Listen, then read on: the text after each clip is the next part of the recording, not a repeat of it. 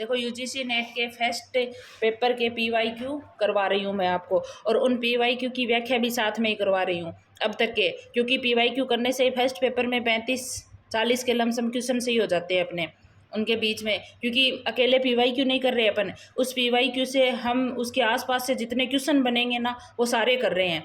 तो इस हिसाब से अपन को अच्छे से इनको देखना है। तो अपने इस फर्स्ट पेपर में 10 यूनिट है। 10 में पहली अपनी है शिक्षण अभिवर्ती।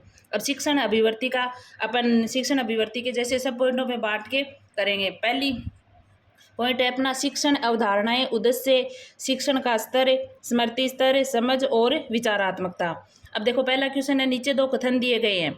कथन पहला है शिक्षण और अधिगम का समक्ष स्तर तथ्यात्मक सूचना संबंधपरकता को समझने, अवबोध हेतु सामान्यीकरण के लिए और जीवन में उनके प्रयोग के अभिग्रहण पर आधारित है। दूसरा पॉइंट है अपना शिक्षण और अधिगम का विमर्शपूर्ण स्तर आलोचनात्मक चिंतन, समस्या निवारण कौशल और सृजनात्मकता चिंतन के विकास पर आधारित है। तो इन कथनों में नीचे देखो ऑप्शन है, दोनों कथन सही हैं, दोनों कथन गलत हैं, कथन 2 सही है, कथन 2 गलत है। यहाँ पे कथन 1 सही, कथन 2 गलत ऐसे होता, और कथन 1 गलत है लेकिन कथन 2 सही है। तो इस हिसाब से वहाँ पर अपन को इसके क्वेश्चन मिलेंगे। तो इसमें देखो ये दोनों बातें सही हैं। इसकी अपन व्याख्या व्याख्या से देखेंगे। देखो कैसे है, शिक्षण और अधिगम का समक्ष स्तर तथ्यात्मक सूचनात्मक होता है, संबंध परक को समझने, अवबोध हेतु सामान्यीकरण के लिए और जीवन में उसके प्रयोग के अधिग्रहण पर आधारित है।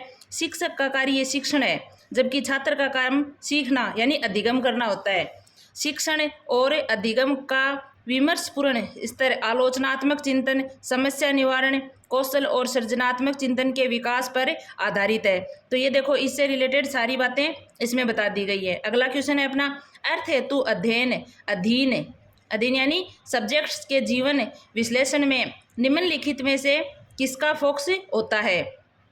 तो इसमें देखो 1 नंबर में है संरचनावाद, 2 में व्यवहारिकतावाद, 3 में समाजशास्त्र और 4 में है दृश्य घटना विज्ञान। तो आपको इसका आंसर क्या होगा, दृश्य घटना विज्ञान।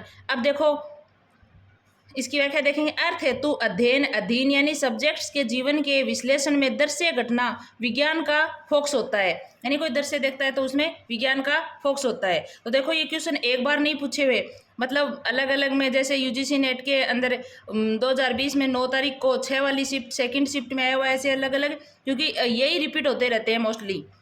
फिर देखो अगला क्वेश्चन है, एक तरफ है विषय, एक तरफ है संप्रेषण प्रक्रिया का केंद्र बिंदु। तो यानी इनका मिलान करना है, 1 में क्या होगा, 2 में क्या होगा, इस हिसाब से। तो देखो मानव विज्ञान का किससे है, संस्कृति से। दूसरा है अपना समाजशास्त्र, तो आपको पता है समाजशास्त्र का समाज से ही होता है। मनोविज्ञान का होता है अभिप्रेरण। और प्रबंध यानी पद्धति। तो देखो आगे इसकी व्याख्या देखेंगे, यही है व्याख्या, बस जो अपन ने यहाँ पर सोल्व किया यही व्याख्या है। अगला क्वेश्चन देखो, निम्नलिखित में से कौन से शिक्षण के विमर्श स्तर की विशेषताएं हैं। तो इसमें से आपको वो बात बतानी है कि इसमें विशेषताएं कौन कौन सी हैं। तो देखो विद्यार्थी तथ्यों और सूचना को समझने के द्वारा सीखते हैं, तो ये इसकी विशेषता नहीं है। विषय को रटने के द्वारा सीखने के अतिरिक्त शिक्षण कुछ नहीं है, ये भी नहीं है। तीसरी है समस्या समाधान करने की योग्यता का विकास है, क्योंकि शिक्षण से अपन कोई समस्या का समाधान तो करेंगे, इसका मतलब है ये सही है। फिर है विद्यार्थी की मौलिक सोच और रचनात्मक योग्यताएं, यानी विद्यार्थी की मौलिक सोच यानी बच्चा सोचता कैसे है और फिर उस सोच के अकॉर्डिंग काम करता है कि नहीं, ऐसी योग्यताओं को देखना शिक्षण से ही तो होता है ये, तो ये भी सही है। अगली है विद्यार्थी कड़े अनुशासन में रखे जाते हैं और रटने पर जोर दिया जाता है। ये तो देखो नेगेटिव बात तो शिक्षण में होती ही नहीं है, क्योंकि नेगेटिव चीज़ को शिक्षण मतलब शिक्षण के अंदर अपन बच्चे को सिखा रहे हैं, उसका पूरा सर्वांगीण विकास कर रहे हैं, तो गलत चीज़ें तो नहीं करवाएंगे। तो मतलब जो नेगेटिव चीज़ होती है ना, उसको तो आप तुरंत ही अलग कर दिया करो। फिर देखो आगे अगला क्वेश्चन, इसकी व्याख्या देखते हैं पहले। शिक्षण के विमर्श स्तर चिंतन स्तर में शिक्षक के साथ साथ शिक्षार्थी की ओर उच्चतम स्तर की विचारशीलता है। इस स्तर में मूल रूप से उन समस्याओं को समझने के लिए वैज्ञानिक पद्धति का उपयोग शामिल है, जिसमें एक नंबर पे देखो संज्ञानात्मक क्षेत्र सिद्धांत शिक्षण और सीखने के चिंतनशील स्तर को समर्थन प्रदान करता है, समस्या समाधान करने की योग्यता को विकसित करता है। और अगला है शिक्षण द्वारा विद्यार्थी की मौलिक सोच और रचनात्मक योग्यता का विकास होता है। अगला क्वेश्चन है शैक्षिक उद्देश्यों के वर्गीकरण पर आधारित है। ये देखो कितनी बार रिपीट हुआ है ये क्वेश्चन, अब आप खुद ही देख लो। तो मतलब क्वेश्चन है बार बार एग्जाम में रिपीट होते हैं, और आपको इनको देख के याद, मतलब ये सारी चीजें भी समझ में आ रही हैं कि भाई क्वेश्चन किस हिसाब से आ रहे हैं। तो आप जो पढ़ रहे हो ना, उसमें से भी क्वेश्चन पहले पेपर देखा करो किस हिसाब से आ रहा है, फिर उसके क्वेश्चन देखा करो, फिर उसको पढ़ा करो। अगला क्वेश्चन देखो, शैक्षिक उद्देश्यों के वर्गीकरण पर आधारित सामग्री के अर्थ को समझने की योग्यता को किस रूप में जानते हैं? तो ज्ञान, प्रतिक्रिया करना, समझ और उपयोग। यानी आप देखो उद्देश्यों का वर्गीकरण कर रहे हो, सामग्री के आधार अर्थ को समझ रहे हो, समझने की बात आ रही है, मतलब आप उसको समझ के कर रहे हो, तो क्या होगा इसमें समझ हो जाएगा। अब देखो शैक्षिक उद्देश्यों के वर्गीकरण पर आधारित सामग्री के अर्थ को समझने की योग्यता को समझ रूप में जानते हैं। अब देखो ज्ञानात्मक पक्ष है, भावात्मक पक्ष है और क्रियात्मक पक्ष है। ज्ञानात्मक पक्ष में मूल्यांकन है, भावात्मक चरित्र का निर्माण और क्रियात्मक में आदत का निर्माण है। क्योंकि क्रिया अपन किसी काम को देखो 15 दिन करते हैं तो 10-15 दिन के बाद आदत बन जाती है, तो यानी क्रिया से वो चीज अपने व्यवहार में डल जाती है। संश्लेषण है ज्ञानात्मक पक्ष होता है, व्यवस्थापन भावात्मक है और स्वाभाविकरण यानी स्वभाव में आ गई, अभी मैंने बताया आपको। तो मतलब इस हिसाब से आपको सभी क्वेश्चन है पूरे फर्स्ट पेपर है मैं करवाऊंगी, और इसमें आपको देखो अच्छे से आए हुए PYQ और इन वीडियो को बार बार देख लेना आप, इससे ही आपका फर्स्ट पेपर में अच्छा स्कोर हो जाएगा। आगे देखो विश्लेषण ज्ञानात्मक है, प्रत्यक्षीकरण और फिर समन्वय, प्रयोग, अनुमूल्यन और नियंत्रण होता है इसमें, बोध, समझ, अनुक्रिया, कार्य करना, ज्ञान, आग्रहण और उद्दीपन। ये जितने भी हैं ना आपने तीनों के बता दिए, ज्ञानात्मक, भावात्मक, क्रियात्मक, तीनों पक्ष होंगे। तो इसके अलावा ज़्यादा नहीं पूछता, मतलब क्वेश्चन एक बार ये पूछ लेता है, दूसरी बार उसी से रिलेटेड दूसरी बात पूछ लेता है। अगला क्वेश्चन है वह आरेखन जो प्रत्ययों के बीच संबंधों की रूपरेखा तैयार करता है खालिस्तान कहलाता है। तो अपसारी विचरण कहलाता है, संप्रत्यय मानचित्र कहलाता है, प्रसंगात्मक स्मृति कहलाता है, या सम्मिलित अभिज्ञान कहलाता है। तो क्या कहलाता है? ये संप्रत्यय मानचित्र कहलाता है, प्रत्ययों के बीच में जो रूपरेखा तैयार होती है वो। अब देखो इसकी पूरी व्याख्या सबकी दे दी है कि अब की बार ये पूछ लिया तो अगली बार ये पूछ लेगा, फिर ये पूछ लेगा, तो इस हिसाब से आपको देखना है। देखो अवधारणा, नक्शा या वैचारिक आलेख क्या होता है? अवधारणाओं के बीच सुझाव दिए संबंधों की एक चित्र द्वारा दर्शाता है। ये डिजाइनों, इंजीनियरों, तकनीकी लेखकों और दूसरों को संगठित करने और संरचना ज्ञान का उपयोग करने वाले एक ग्राफिकल उपकरण है। यानी इसमें मतलब इंजीनियर ये सारे आते हैं। तो आपको पता ही है नक्शा बनाने से अपन लोग इनके पास ही जाते हैं। फिर देखो एपिसोडिक मेमोरी यानी प्रसंगात्मक स्मृति। प्रसंगात्मक स्मृति क्या होती है? रोजमर्रा की घटनाओं की स्मृति है जिसे स्पष्ट रूप से कहा या जोड़ा जा सकता है। ये पिछले व्यक्तिगत अनुभवों का संग्रह है जो विशेष समय और स्थान पर हुआ है। यानी अपने जो अनुभव होते हैं जो प्रसंग विशेष के कारण चलते हैं उनके ऊपर है ये, और सीधा पता ही चल रहा है प्रसंग के अकॉर्डिंग। अगला देखो अपसारी चिंतन है। अपसारी चिंतन क्या होता है? जब किसी बालक को चिंतन के अनेक विकल्प और विचारों को अलग अलग दिशाओं में फैलाने का अवसर दिया जाता है तो इसे अपसारी चिंतन कहते हैं। अब देखो अपसारी का काम ही क्या होता है? फैलाना होता है। तो इसमें भी दिशाओं के मतलब किसी भी बात को फैलाना।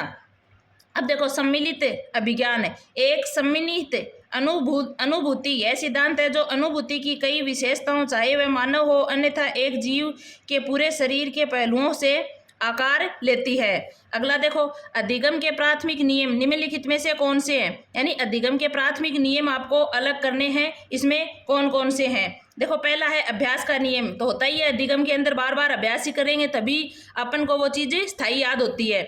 दूसरा है फिर आंशिक गतिविधि का नियम। नहीं भाई अधिगम में आंशिक गतिविधि काम नहीं करती। फिर तीसरा है तत्परता का नियम।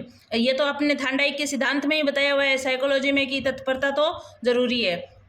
अगला है फिर सहचारा स्थानांतरण का नियम, नहीं, और प्रभाव का नियम भी बताया हुआ है। आगे देखो ये देखो थांडाइक के ही हैं सारे के सारे। तो इसमें देखो इन पूरी व्याख्या कर दी है इसमें कि भाई कौन सा नियम है काम कर रहा है। इसमें देखो थार्नडाइक के सीखने के कुछ नियम बताइए, यानी थार्नडाइक ने गौण नियम और मुख्य नियम सीखने के बताए थे, जिसके प्रयोग से अध्यापन प्रक्रिया को और अधिक प्रभावशाली बनाया जा सकता है। यानी नियमों को अगर अपन अप्लाई करेंगे तो अपना जो अधिगम है ना वो और प्रभावशाली बनेगा। उन्होंने सीखने के 3 मुख्य नियम तथा 5 गौण नियम बताए थे। 3 तो मुख्य नियम बताए थे और 5 गौण नियम बताए थे। अगर मतलब ये मैं आपको बाद में ट्रिक से करवा दूंगी, एक बार तो अपन को PYQ ही देखने हैं। सीखने के मुख्य नियम कौन से हैं? देखो, प्राथमिक नियम इस प्रकार है, तत्परता का नियम है, अभ्यास का नियम है और परिणाम का नियम है। अगला क्वेश्चन देखो अपना, निम्नलिखित में से कौन निष्क्रिय अधिगम पर आधारित है, जिसमें बच्चा शिक्षकों को सुनता है तथा उनके द्वारा दिए गए निर्देश का अनुपालन करता है। तो इसमें आपको देखना है कौन सा है। सहकारी अधिगम है, पारंपरिक अधिगम है, गैर पारंपरिक अधिगम है और क्रीड़ा पद्धति अधिगम है। तो कौन सा है ये है पारंपरिक अधिगम। अब देखो इसकी व्याख्या करेंगे। पारंपरिक शिक्षा निष्क्रिय सीखने पर आधारित है, यानी परंपरा से चली आ रही है, बस निष्क्रियता आ जाती है उसमें। जहां बच्चा शिक्षकों को सुनता है, यानी बच्चा बस सुन रहा है और उसमें निर्देशों का पालन करता है कि भाई शिक्षक ने जैसा कह दिया वैसा ही बच्चा करेगा, और उस हिसाब से पारंपरिक शिक्षार्थी एक पारंपरिक सीखने के दृष्टिकोण को पसंद करते हैं। इसमें अवसर, पूरी कक्षा के व्याख्यान, शिक्षक के नेतृत्व वाले निर्देश, पूर्व नियोजित इकाई, बहुत सारी संरचना और मूल्यांकन के उद्देश्य मोड जैसे ग्रेड आते हैं ना, ये शामिल होते हैं। अगला क्वेश्चन देखो, ब्लूम के थार्नडाइक उद्देश्यों के वर्गीकरण में निम्न में से कौन सी श्रेणियां भावपरक क्षेत्र के अंतर्गत आती हैं? तो ये आपको 5 दी हुई है, इसमें भावपरक क्षेत्र के अंतर्गत कौन कौन सी आती हैं? तो इसमें आपको देखना है, पहली है प्राप्त करना। तो प्राप्त करना क्या है? आता है। दूसरा है प्रत्युत्तर देना भी आता है। तीसरा है विश्लेषण इसमें नहीं होता। संगठन होता है और अनुप्रयोग नहीं होता। अब देखो ये कितनी बार आया हुआ क्वेश्चन है।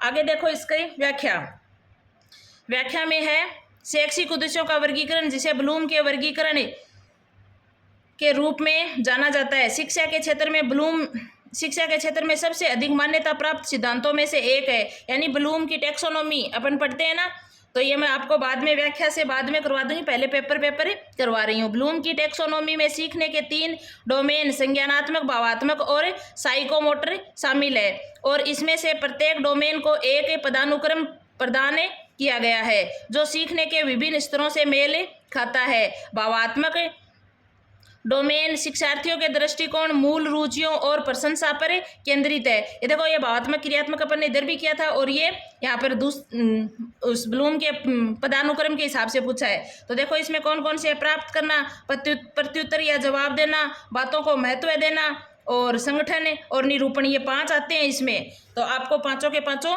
यहाँ दिए हुए हैं।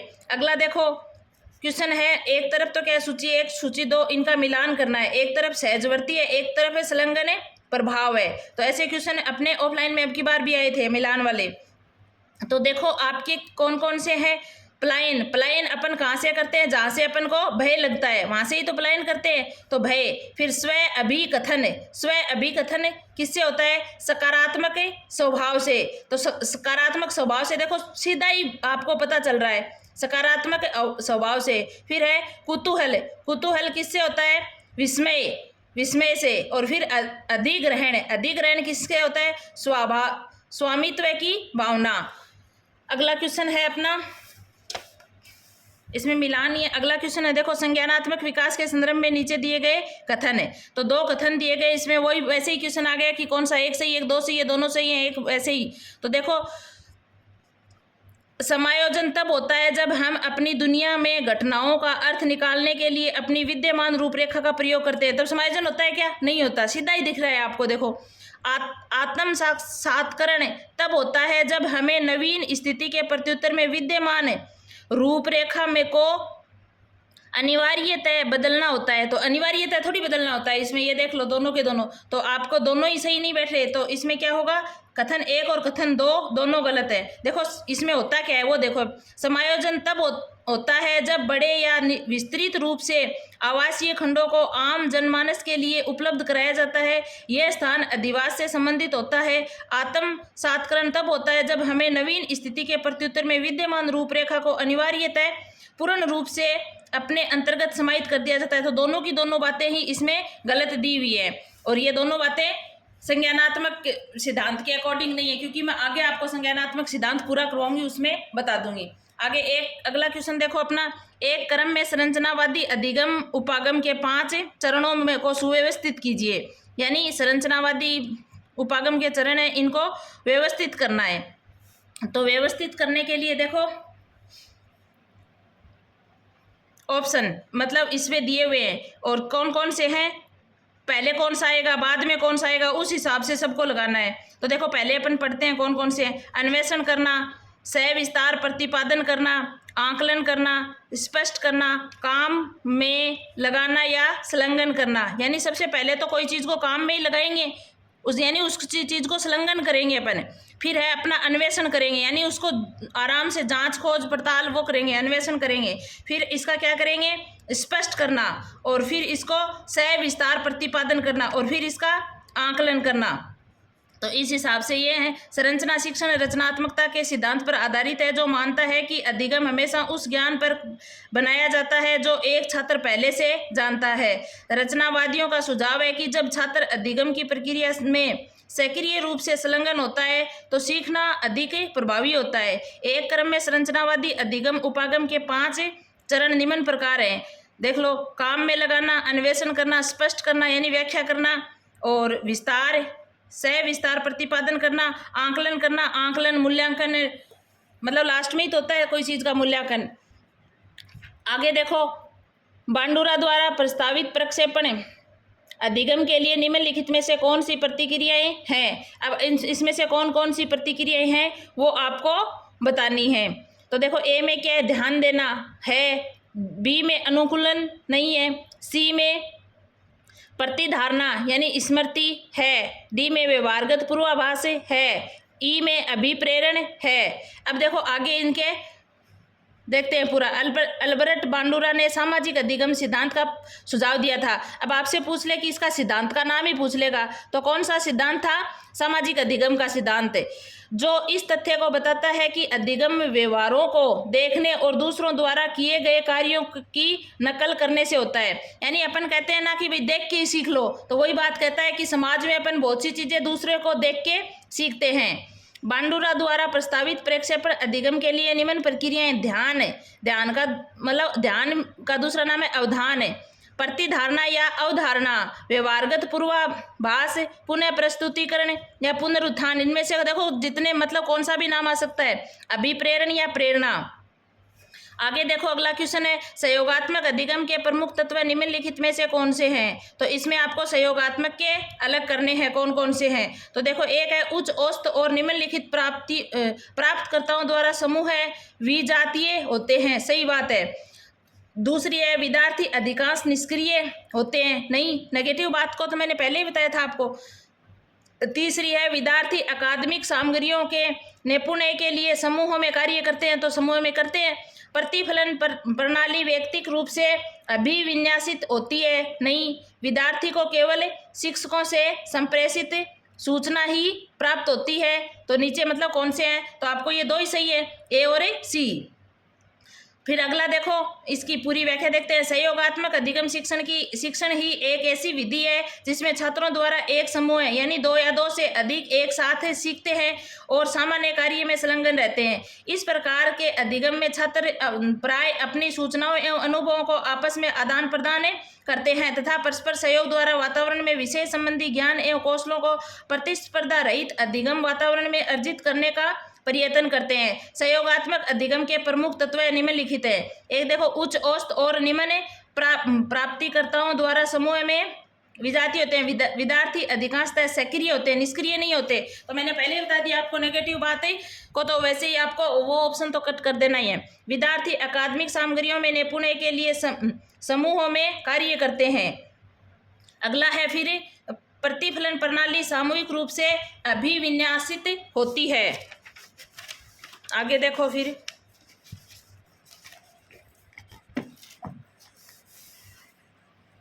विद्यार्थी को शिक्षक के साथ साथ अपने साथियों के अनुभव और ज्ञान की सूचना प्राप्त होती है।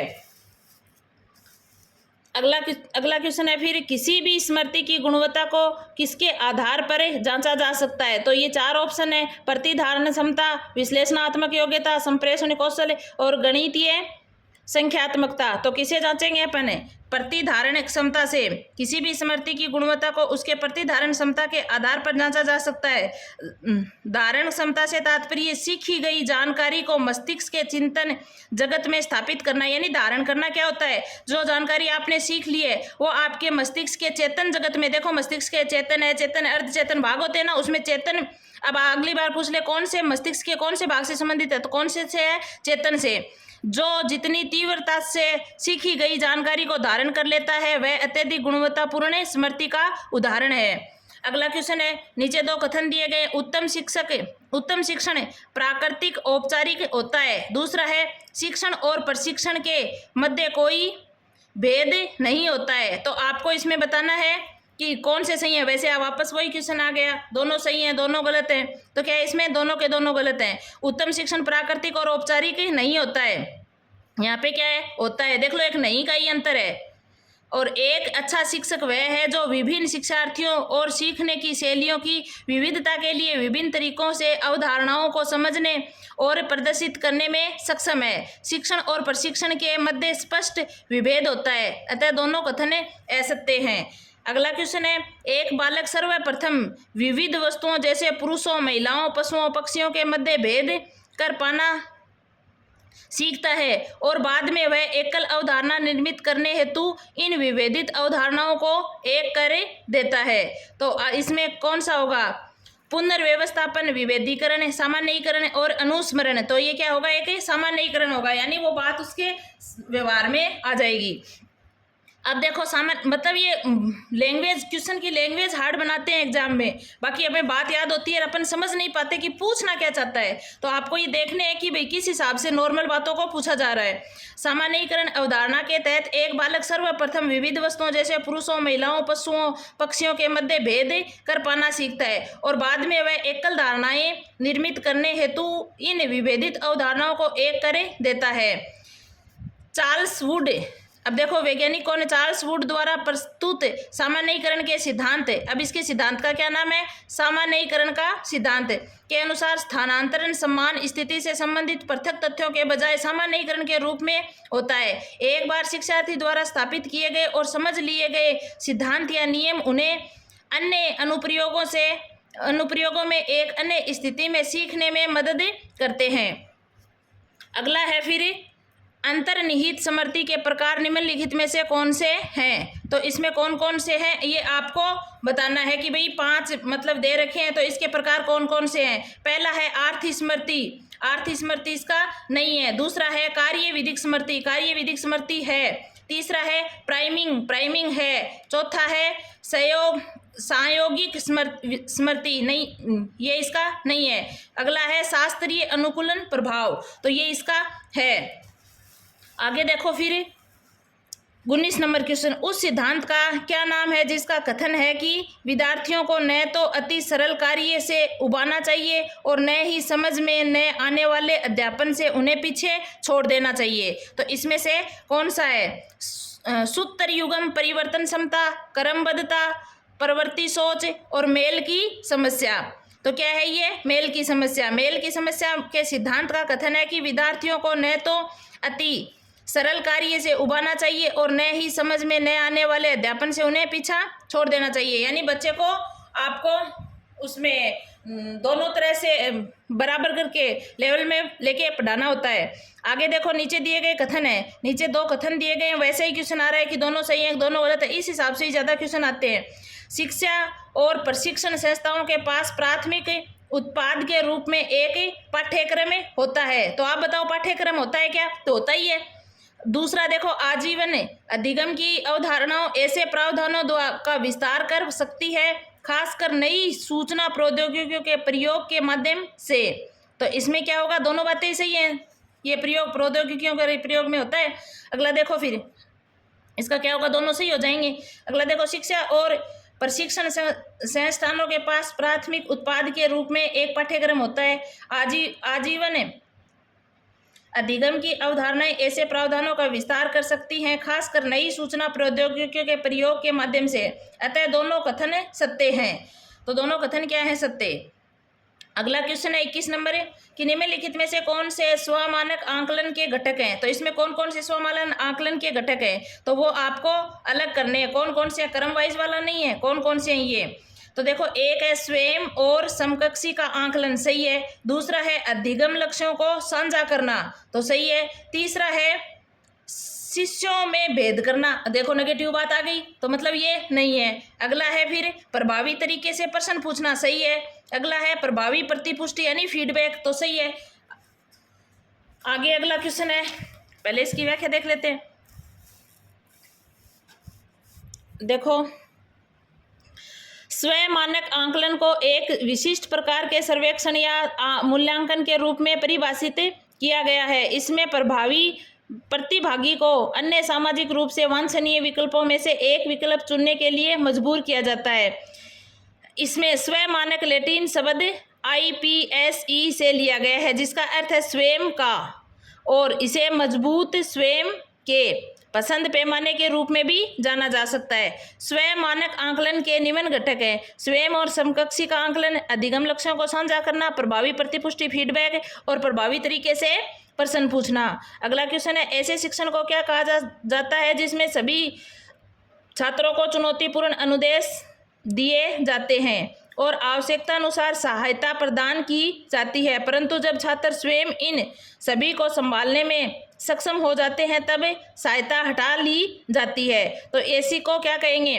पश्चगामी शिक्षण कहेंगे, एक सक्रिय शिक्षण कहेंगे, एक अनुकूलनात्मक शिक्षण कहेंगे, एक समस्यापरक शिक्षण कहेंगे। तो इसको अनुकूलनात्मक शिक्षण कहेंगे। अब देखो, अनुकूलनात्मक शिक्षण में कौन सा शिक्षण होता है? ऐसे शिक्षण को कहा जाता है जिसमें सभी छात्रों को चुनौतीपूर्ण अनुदेश दिए जाते हैं, कोई ना कोई चुनौती दे दी जाती है और उनमें आवश्यकता अनुसार सहायता प्रदान की जाती है, परंतु जब छात्र स्वयं इन सभी को संभालने में सक्षम हो जाता है तब सहायता हटा दी जाती है।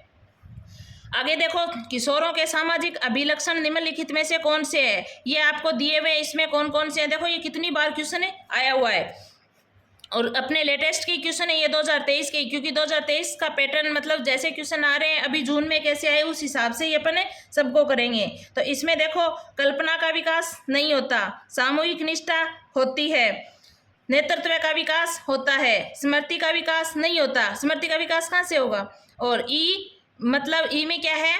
मैत्रीपूर्ण संबंधों में वृद्धि, यानी समूह बनाएंगे तो मित्रता हो ही जाएगी सबके साथ। नेतृत्व विकास, समूह वफादारी में वृद्धि और मैत्रीपूर्ण संबंधों में वृद्धि किशोरों को सामाजिक विशेषता है, यानी ये सारी चीजें सामाजिक विशेषता के समान है। इसमें देखो क्या होता है? सहकर्मी समूह प्रभाव में वृद्धि, सामाजिक व्यवहार में परिवर्तन होता है, नए सामाजिक समूह बनते हैं, मित्रों में चयन में नए मूल्य होते हैं, सामाजिक स्वीकृति के नए मूल्य, नेताओं के चयन में नए मूल्य, मीडिया का प्रभाव, शरीर के प्रति सचेतता। अगला है फिर अधिगम की स्मृति के निम्नलिखित में से कौन से हैं? तो ये 5 आपको दिए हुए, इसमें से कौन कौन से हैं? तो पहला है अध्यवसाय का नियम, सही है। दूसरा है अपर्याप्तता का नियम, नहीं है। फिर है संशक्ति का नियम, सही है। फिर है शास्त्रीय का नियम, सही है। असंगति का नियम नहीं है। अब देखो, सीखने में स्मृति के नियम, दृढ़ता, यानी दृढ़ता का दूसरा नाम क्या है? देखो यहाँ पे क्या दिया हुआ है, तो दृढ़ता भी आ सकता है। अध्यवसाय का नियम उस प्रक्रिया पर काम करे जो आवश्यक समय के लिए आवश्यक है और मार्ग में आने वाली समस्याओं को हल करे। निरंतरता को क्या कहा है? संशक्ति का नियम घटनाओं के एक साथ घटित होने के बाद स्थानिक लौकिक निकटता में केवल एक घटना की पुनरावृत्ति दूसरे की स्मृति को उजागर करती है। अगला है फिर संगति शास्त्रीय का नियम, समस्याएं समझाएं कि हम चीज़ों को कैसे सीखते हैं और याद करते हैं। अगला है क्वेश्चन 25, शिक्षक विद्यार्थियों को निम्नलिखित में से किस में संलग्न करने के लिए स्मृति विज्ञान रणनीतियों का प्रयोग करते हैं? तो 1 नंबर में है विज्ञान परक जांच, दूसरी है सूचना को स्मरण और आत्मसात करना, प्रांकलों का परीक्षण, समस्या हल करना और लेखन गतिविधियां। तो देखो क्या कर रहा है, स्मृति विज्ञान में ला रहा है तो क्या कर, आत्मसात ही करवा रहे हैं, बी हो जाएगा। शिक्षक छात्रों को जानकारी याद करने और आत्मसात करने के संलग्न के लिए स्मृति रणनीतियों का प्रयोग करते हैं। निमोनिक रणनीतियाँ एक विशेष प्रकार के परिवर्तनकारी रणनीतियाँ हैं, क्योंकि वे सीखने के लिए विशिष्ट भाषा लागू करते हैं और कीवर्ड या अक्षरों के साथ सीखे जाने वाली जानकारी को जोड़ते हैं। तो आज हम 25 क्वेश्चन किए हैं और इससे आगे के क्वेश्चन अगले वीडियो में करेंगे, और इस हिसाब से मैं आपको पूरा फर्स्ट पेपर ही करवा दूंगी। तो आप सभी को ये जो पेपर करवा रही हूँ इनके क्वेश्चन तो याद रखने ही है, साथ में देखो बार बार से जो मतलब आसपास से भी क्वेश्चन बन रहे हैं, किसका सिद्धांत है क्या है, ये बातें भी आपको याद रखनी है।